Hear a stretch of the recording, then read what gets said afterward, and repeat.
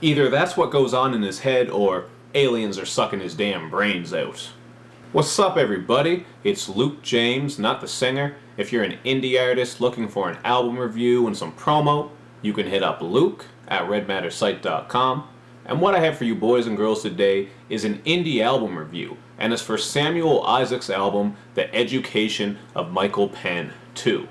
Now, Samuel was born in the Dominican Republic, but then grew up in Alaska, which is quite the jump if you ask me. And he first started making his music at the age of 13 with his cousins. So to read his full bio and to check out his music and links, just take a look at the information posted underneath this video.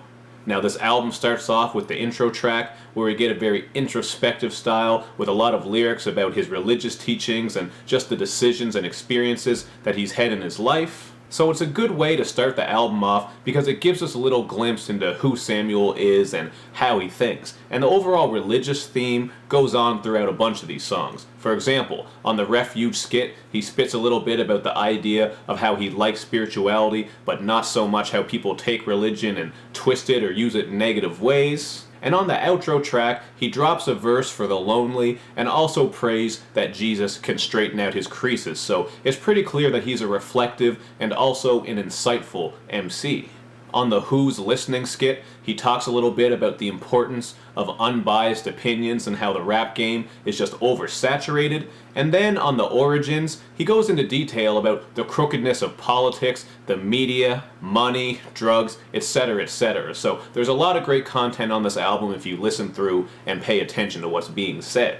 But on the second half of the album, things do get a little bit lighter and a little bit more fun. On Someone Else's War, Sam shows off some of his vocal chops, and I think he actually sounds really good, actually much better than his vocals on the song She and I LA, where I thought he sounded a little bit flat. And He Ain't Got No Car is just a very wavy track where Sam is just offering to take a girl around the world and take care of her because her man, he ain't even got a car. And those were actually two of my favorite tracks on here, as well as the bonus track which focuses on relationships called This Won't Work. That one was also extremely wavy and just very smooth. And then we get into some other tracks on here that are made more for the late night and partying, that type of thing.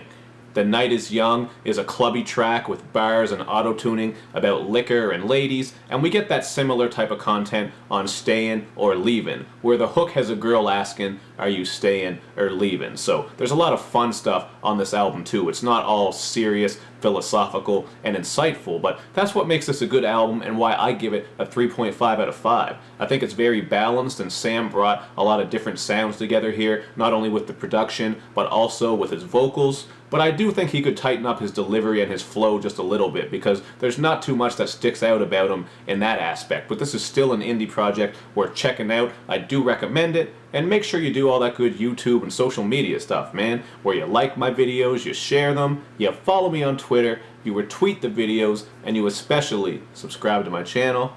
Thank you for watching, everybody. I'll see you around next time.